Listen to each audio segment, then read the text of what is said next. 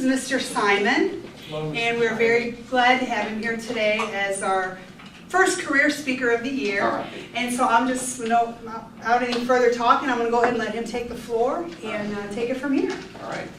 Thank you, Ms. Lynch. And as she mentioned, my name is Mr. Simon. You can call me Jake Simon, any combination that you want. And I'm a graphic designer, so that's why I'm here to talk about that career field. And before I get into that, I just want to thank, I already thanked her for letting me be here, but I want to thank you guys for being here because your time is valuable. You made a decision to come to this class on time. You made a decision to get up and come to school today. And so your time is valuable. I'll try to not take that lightly. So as we talk, if we get to the end and I'm missing anything, or if you have any questions, please jump in there and make sure you ask.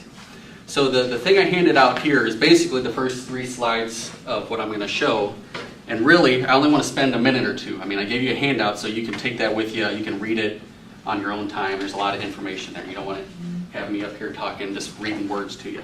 But some of the things I wanted to highlight was that as a graphic designer, basically this website that's on your sheet is a good place for basic information, all right? So it defined graphic design better than I could, because if you ask me, I'm all over the place. I'm like a artsy-fartsy guy, so I'll say, well, it's all about this, and then it's all about this, and then I gotta rein it in. So basically, graphic designers create concepts to communicate ideas that inspire, inform, captivate customers. So in a nutshell, it means I make drawings, I use text, I use video, I use animations, that kind of stuff. And I build it for a client who has something that they want to say. So all this stuff, ideas that inspire, inform, captivate, that just means my customers, my clients have something that they want to say, whether it's, how they want their business to present itself, so you help build them a logo. That's the tangible part of it. So all this other stuff is kind of how that happens. If you're interested in looking at graphic design as something you might want to do, these are good facts to kind of just know. So a median pay, so they're saying there's going to be people making a lot more than this. People that starting off are going to make a lot less. But you can kind of, as you have a couple of years under your belt, you can plan on making about $40,000 a year. Entry-level education, it helps if you have a bachelor's degree. I don't want to say that that's mandatory. It's good to go to college, but a lot of times, especially in graphic design, the stuff you make sells you better than your degree or whatever document you have. So I would never say don't go to school, but focus on, if you like doing graphic design, if you like drawing, if you like making artwork in your own free time, collect all that stuff on your own, and that's going to sell you, that's going to get you a job much quicker than, oh, I have 4 degrees in graphic design, because if you don't have anything to show the people, then they're not going to hire you. Now this is going to be even harder to read, so this is why I had the printout. The main things I wanted to say here is that as you're building stuff, as you're drawing stuff, as you're making artwork, that's one aspect of it. That's only about half of it. The other half is you have to communicate with your clients. So it's all about getting them what they need. You can draw whatever you want, and you could say it's really cool, but if it's not what they want, if it's not what they're picturing, then they're going to let you know, and you don't get that job, and then what do you have? So it's about not only your skills, but also your ability to listen to what people need, and your ability to provide them what they need. If you as a designer, if you as a person, you're like, you know what, I don't really agree with what you say, you got to read your customer as well as you can to say, they can be persuaded to see things differently. So it's about communication, it's about working with people as much as it is being able to draw stuff. Here, combining art and technology to communicate ideas. What they're saying there is, back in the day, I actually had to, I started before computers came out, which is kind of sad. But we had to use big cameras, and you had to draw everything. And if you look at old ads, you can tell, But if you look at new stuff, it's obviously made with a computer. It's a lot quicker, it's a lot easier, and you can do a lot more stuff. So as that has changed over time, as a designer, you have to change with it. So you have to stay on top of what's new and what's coming. Just so you know, like you have your Microsoft Office products and stuff on the computer, so you know how to make papers, and you have PowerPoint where you can kind of lay out stuff like this. But as a graphic designer, you tend to work with like Photoshop. You guys know Photoshop, or at least heard of it, and Illustrator, and different like graphics specific software. So it's pretty cool. You get to learn all this cool stuff, but they are just tools. So it's a way for you to make your creative ideas come to life.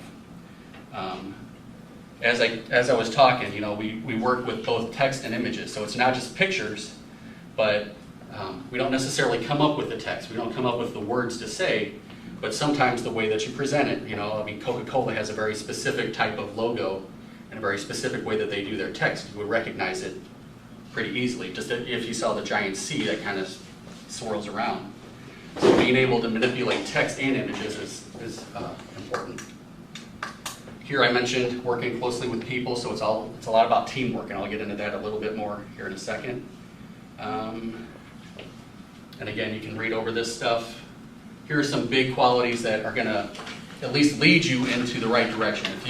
If you relate to any of these things, or all of them, or a couple of them, or whatever, you can combine them to become a decent graphic designer. So obviously artistic ability and creativity, those are kind of very similar. Creativity is more about your mind and how you solve problems. Artistic ability is more like putting things down on paper or whatever, you're on a screen or whatever, so that people can see it. So this is more of a skill, and this is more of like a mindset. Again, teamwork keeps popping up. Communication is kind of weird because a lot of graphic design students in college or whatever program you're going through, you tend to be in your more artsy classes because they want to teach you how things look, how people figure out how to look at things. So they tend to be artsy, and they tend to be a little more with, you know, introspective, or kind of hang out by themselves. But then you have to also have this other side of you so you can communicate. So if you make this killer logo and you think it's awesome and all the time and work you put into it, and the customer's like, nah, I don't like it, you got to go up there and sell it. You got to tell them why they like it, or why it means what it does, and that kind of thing. So you have to be invested in your work, and you have to be able to communicate. Yes?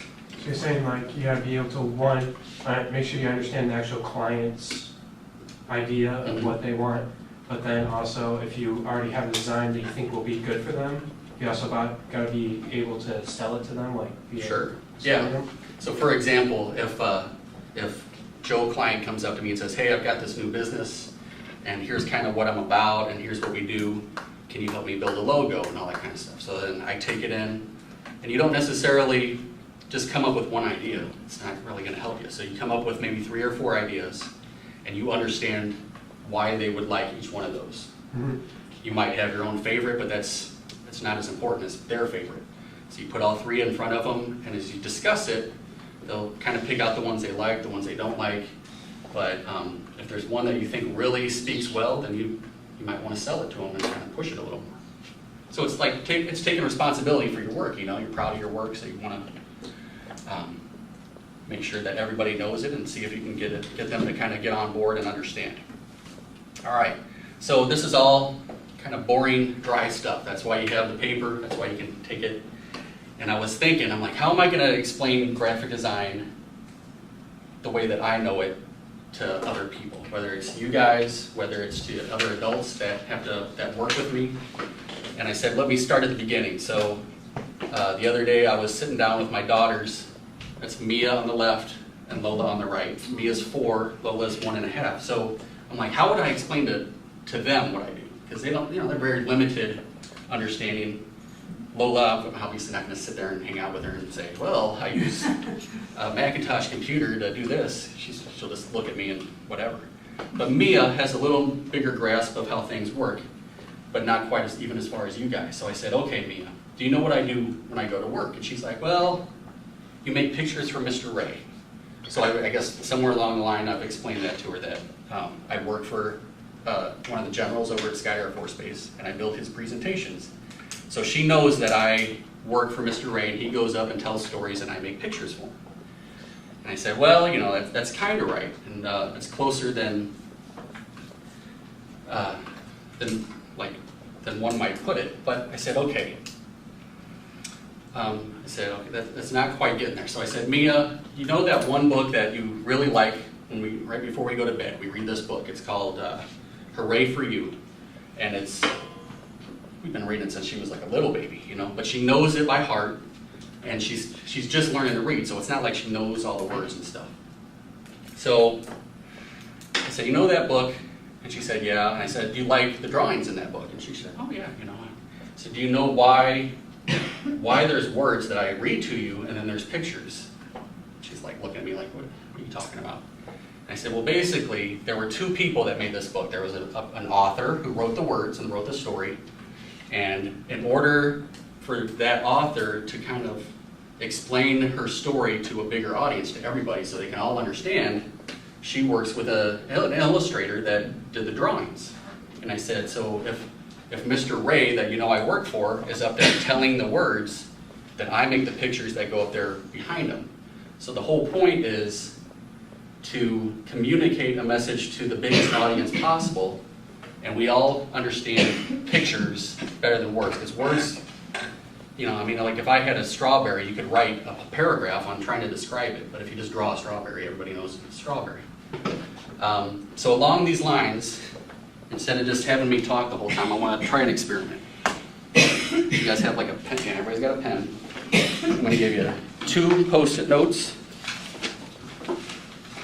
I'm going to do this along with you, so it's not just putting you on the spot. So what we're going to do here, the rules of the game is I'm going to give you, on the first sheet of paper, I'm going to give you one word. We're going to have 30 seconds to just draw whatever comes into your head. Now, who in here is a good drawer? Anybody? Raymond?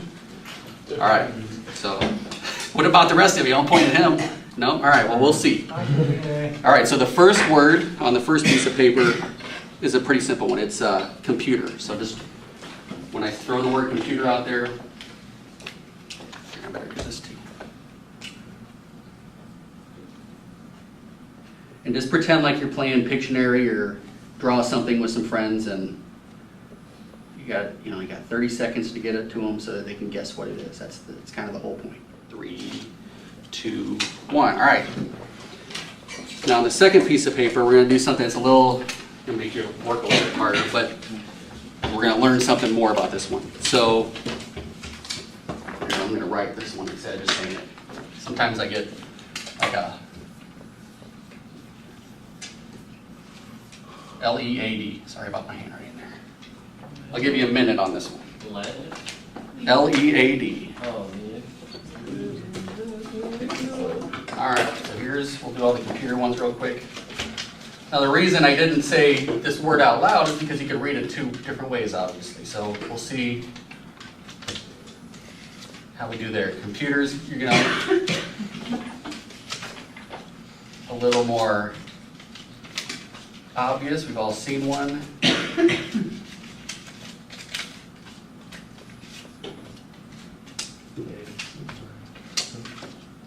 Once or twice.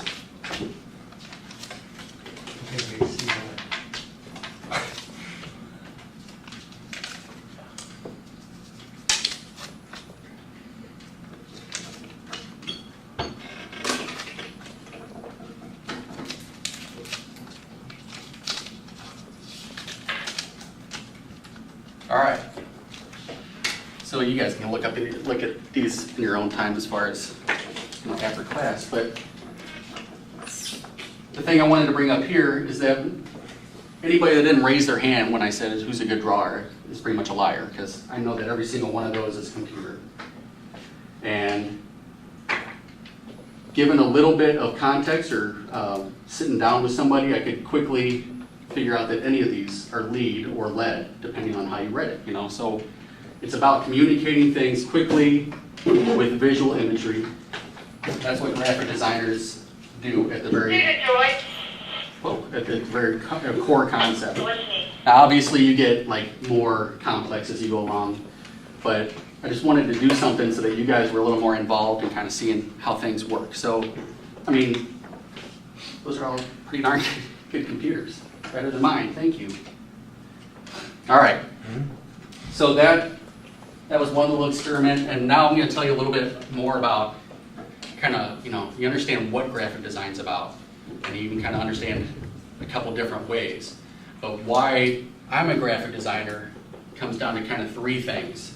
So I had some pretty abstract ideas, but hopefully you'll see that the next three ideas that come up are going to combine to make a little more sense. So it's more like a story, all right? So drafting. So when I went to Mascoutah, which was a lot of years ago, back when the old school, and I didn't know what I wanted to be when I grew up, you know, but people ask you all the time, and I don't know, I'm just going through school, and I'll figure it out when I get to the end. So that doesn't always work, but now that I've gotten, maybe not to the end, but farther along, I can look back at some of the things about me that helped me understand why I like graphic design so much. So the first one was drafting. So I was in high school, and because I was in sports, because I was taking foreign languages and stuff, back then you only had a certain number of electives that you had available to you. And I didn't know what I wanted to take, so I ended up taking a drafting class. And from the start, something in it clicked in me because I was drawing. I wasn't drawing in any other classes. I didn't take any art classes, oddly enough, for graphic designer, but when I was doing drafting stuff, I loved it. I didn't love it just because I was drawing. I mean, that made sense to me. It clicked with me, but it was sort of like I liked the creative drawing part of it, but then I also liked how precise you had to be, because when you're drafting, you're making something that somebody's going to build, and if they build it and it's wrong, if you draft out a house and you got like yards instead of feet, it's going to be a messed up house, you know. So you have to be precise, and you have to draw it as well as you can. So the thing I took from that is just that there was this balance between my creative mind and my analytical mind, my math, my ability to visualize things very specifically, but also be able to, you know, not be stuck to just one thing, and be able to use my personality a little bit too. All right, so drafting. So remember that. The next one's lacrosse. Lacrosse is this sport that I played in college. So I jump forward another 5 or 6 years, and I'm playing lacrosse, and I'm loving it. And in the Midwest, it's not a real popular sport, but especially in the 90s, because no one had heard of it. But I was on this job interview, and this dude is asking me this whole bunch of questions. And you'll get this at a job interview. They'll start asking you like the craziest questions because they want to throw you off guard, you know, and try to get a good answer out of you. And so I was hitting him just right, you know, and he gets to this one in the middle, and he's like, all right, if you could play any sport for the rest of your life, what would you play?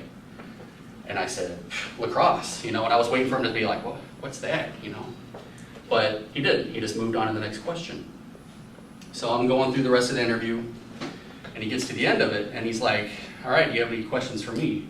And this is a good tip. I mean, no matter what job you're doing, always go in there asking the last question to them, because you're interviewing them as much as they're interviewing you. You know, you're not so desperate that you need a job just anywhere. But if you were going to work somewhere, if you're going to spend all day working at some place, you ask them questions about their business so you make sure they're right for you, you know? So I said, what was with that sports question? I don't even know where you're going with that. And he said, well, the answers we get from our interviewees are, you know, if you would have said golf or tennis or something like that, that tells us that you lean more, or you're more comfortable in an individual setting where you can take responsibility for yourself. You don't necessarily lean on other people, but then on the bad side of that, maybe you don't communicate well with other people. You said a team sport, and so that means, you know, well, on the good side, you probably work well with other people. You can work good in a team environment, but also you may not be like this killer leader that's going to go out there and sell a bunch of whatever we're trying to sell. So that like weird question stuck with me for like 20 years, and I still think about it, and I try to apply it to my life. I'm like, why did I automatically say lacrosse? Was it just because I liked it, or was it because I really am a team player? Because I got to be honest, I mean, I like golf and I like lacrosse, even for the fact that if I score a goal, like everybody's like cheering, and that feels good for me. But the thing that I learned is that with lacrosse, I really am I am more comfortable in a team situation. So it's more about having a support system, being part of that support system so that like I can help other people, and then also working on a team. And that comes into play back again with graphic design, because it's not just me out there. I mean, a lot of graphic designers are freelancers, so people tell you, hey, we need this, and you throw your best chance at it, and you know, maybe you'll get $100 or something. But full-time gig, you gotta be able to work on a team. So I have, like I said before, I build presentations.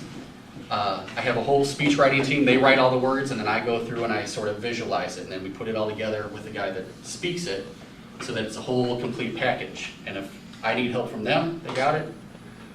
And if I need to help them out with my ideas, then they're willing to listen to that too.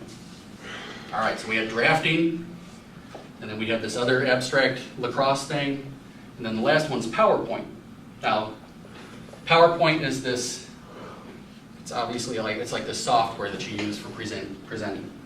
And as a graphic design student, I told you before, I've learned Adobe, Photoshop, Illustrator, video building kind of stuff. I had never opened PowerPoint in college. And so I get to actually it was my second design job. And they said, okay, well, it's all PowerPoint here, and so you'll be doing this. And I'm like, what? What's PowerPoint, you know?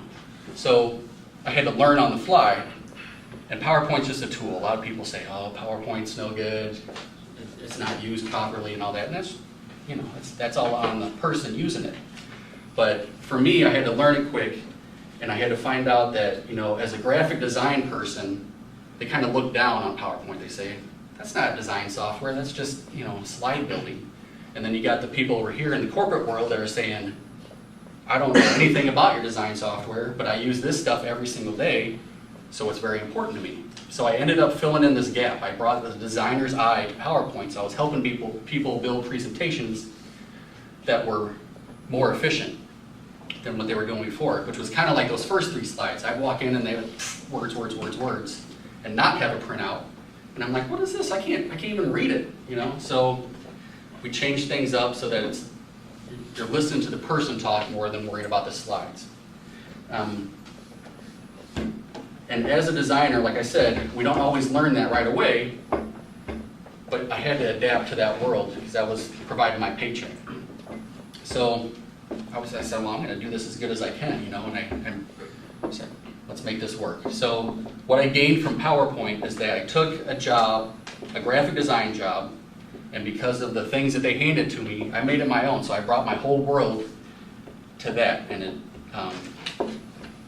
it allowed me to specialize in a certain type of graphic design that not everybody else can do. Now, going off of that point, when I worked at this one sign shop over in Highland, there were a couple of designers, and there was Jason Potter, and he's working over in St. Louis at like a cool design firm now. And then there's Patrick, and he's working in Indianapolis now, and then there's me, and I'm working over here at Scott Air Force Base. And the cool thing about Jason is, like, in his free time, he's in a band. So or a couple bands, I think. So he's always playing like the Creepy Crawl, and he was just into that whole community. That was all of his friends, that's what he did. So all of his graphic design stuff tended to be more like posters for upcoming shows, stickers, stuff that he could promote his band with, websites. It was all pretty cool, you know, stuff that I could do, but not as well as he could, because that's what he lived and breathed. Patrick, the one that moved to Indianapolis, when I first met him, he was just like right out of college, and he's making all like these sports logos and like uniforms. And I'm like, oh, you know, that's cool, whatever. But it turns out that he was so into the community of sports graphics that he knew people, and I think at one point, one design he sent to the Houston Astros, it became their new uniform. You know, so that was what he was into, and he went at it with full abandon. So he got good at it, and now he's a director of sports graphics for Adidas.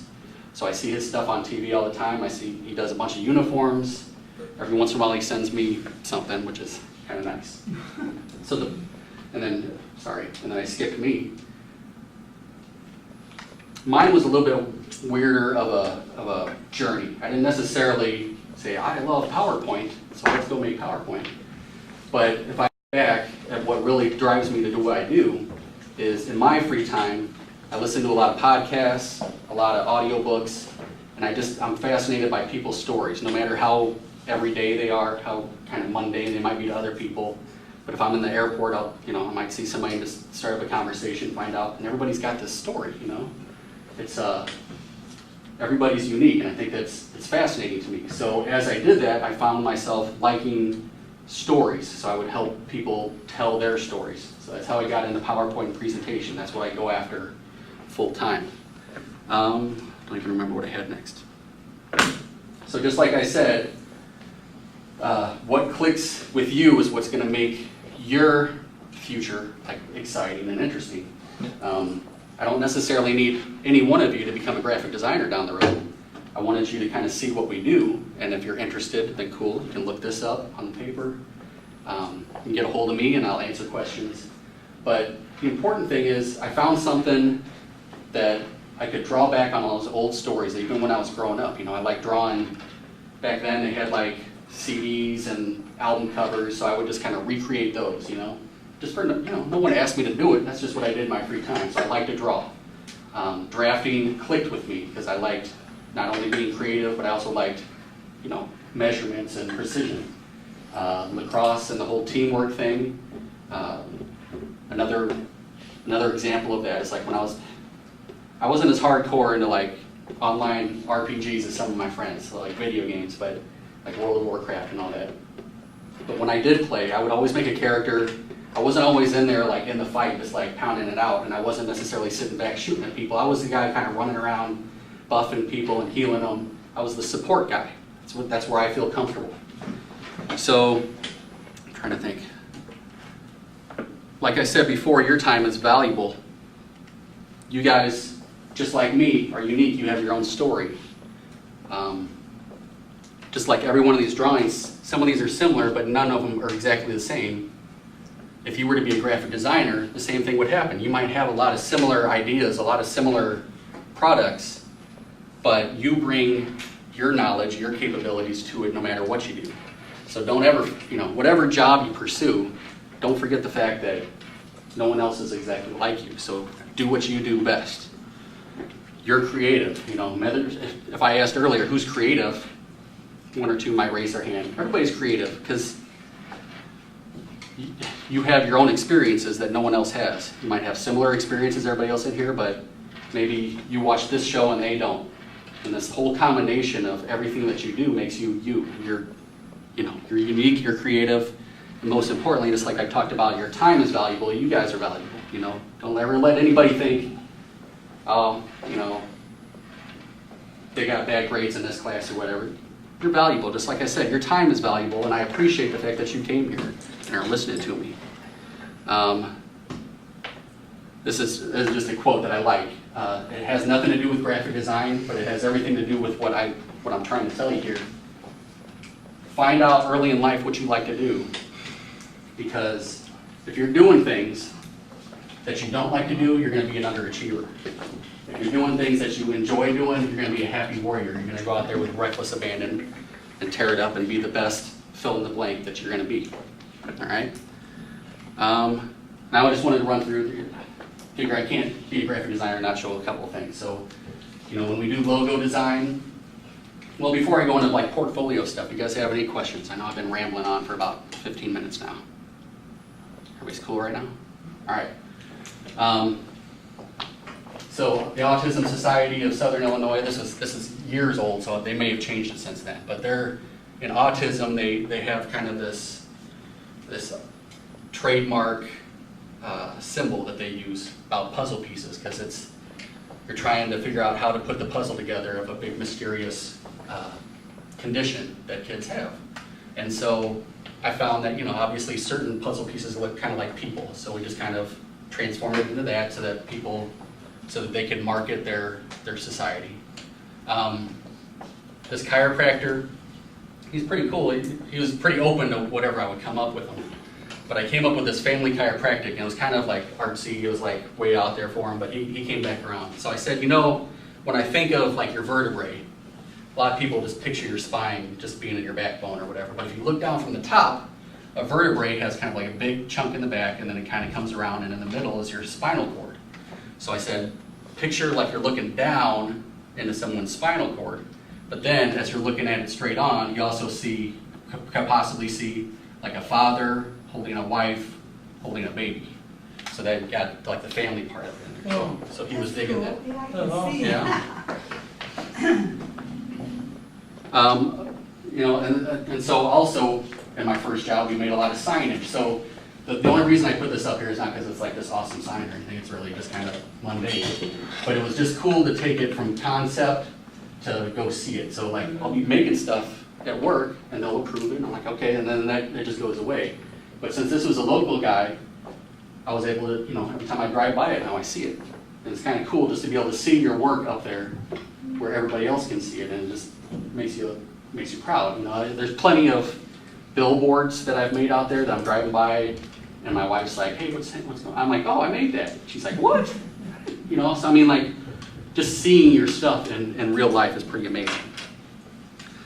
So this is an older job, and this kind of gets back to when I was talking about how are we doing on time? Let's see a clock. So this type of stuff is basically early on in my career because you learn skills and then you kind of are lucky to get handed jobs. So you take it and you do what you can, and as you progress, you get bigger jobs and you get to be more creative. The 3 designers I was talking about before, we all had the same background, and we all could have done a sign like this easily. But when you really start reaching that point where you get to go off and specialize and do exactly what you like doing, that's where it really starts to make a lot of sense. Yes, sir? Where's that? I think it's in Highland. So it's right off of Main Street. They got a big square over there. Oh, yeah. Yeah. And he was all proud because he had like this big green egg grill. He was like the first one to have that. Yes, sir? So in order to like design something for someone, do they have to hire you? Yeah, usually what would happen in this case is they'd come to the company they worked at, and they would talk to like our salesperson, and our salesperson and I, okay, get all their information, and then they'd set us up with the appropriate designer. So then I would sit down and talk to them, like, what are you looking for? You know, what's your budget? How much you want to spend on this thing? You know, and that kind of thing. So he'd sit down with me, and I'd give him a couple of examples. And it's usually not right away that they'd be like, yeah, I like that one. But he's like, I like a little bit of that on the first one, and on the second one I like this, so then you whittle it down. So you get them what they want. So you can't just like see something and be like, oh, I think that's nice, but I can make it better, and then like make it and then come up to the owner. That's a good way to go out and get business, to be honest with you. Like, I remember listening to this one designer, he's talking, he's like, I went into this restaurant, I love the restaurant, and we were waiting for our food, so I checked out their website, it was horrible. So I went and I used some software the night, you know, after I ate there, built a mock-up software, a mock-up website, took it back to him and said, you know, I love your restaurant, it's awesome, but your website kind of sucks. So this is what I think would be really good for you, and here's why. And the dude appreciated it, and then you can kind of negotiate your terms. So, like I said before about going out and doing what you like, yeah, and doing it in your free time, that's how you go, and that's how you, not only how you get better, but it's how you get new clients. So yeah, that's a good idea. Okay, so then as I get into the presentation thing, out there at AMC where I work, the general was trying to figure out a way that we could sort of thank everybody that works there, but he didn't want to send out an email to everybody. He wanted kind of something that we could, like basically posters that we could put up right at the entrance, and he kind of went through and signed them, and it was basically saying thank you. So what he did, these posters fit up here, but they were probably about like from here to the floor. They're pretty big. And that helps when you're trying to read them. But people would walk in the front door and they would kind of see what's going on. And his whole point was, you guys do some really awesome stuff, and I can't always thank you for what you do, and you don't even always see what you do and how it affects people. So we're just saying, you know, I mean, in this one case, one of their crews went out and helped save a guy that was stranded in the ocean. And it was a good news story and all that, but he wanted to go through and say, because you guys did this in our control center, you weren't the ones flying the plane, but you were in the control center and you helped make that happen. You helped the guy not freeze. So that's kind of what I'm doing now. So we do print stuff, we do video stuff. So as I said, he's doing presentations. One of the software packages I use is called Final Cut Pro. So not only do you make a picture, but you take all these pieces. All these green ones are audio files. All these are either video clips or just pictures, like text and stuff, and you put them all together so that as your little timeline goes across, the video plays. And if you don't mind, if we still have time here in a second, I'll show at least a clip of the actual video that screenshot's taken of. If that's all right if we have time. And then deeper than that, here's a similar looking software package, but it's different. So I would build something in here to make special effects.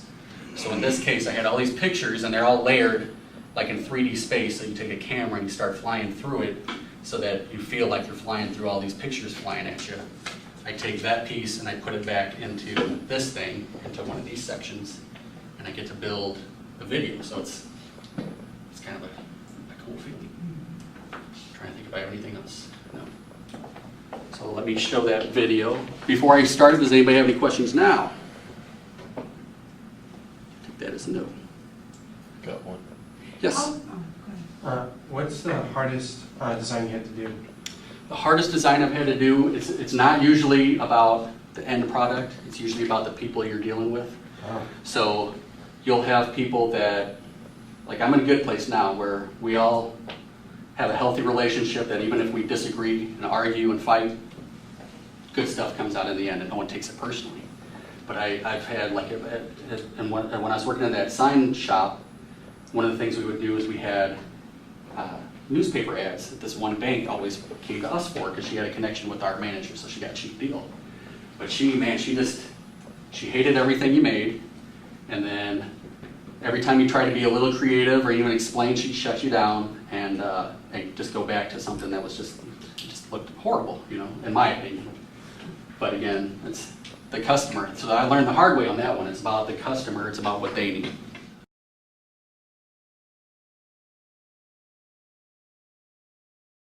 So in that video, the customer was looking to tell the story that they've been trying to put out for a couple of years now of just, you know what, our command of the Air Force is about a lot of things, but it's not about us, it's about the people that we support. So they asked me to come and tell a story from the people that receive the help's point of view. And that's kind of how you work with your customer and you get to create fun and cool stuff.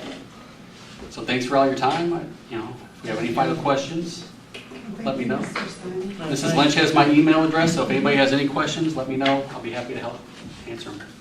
Thanks.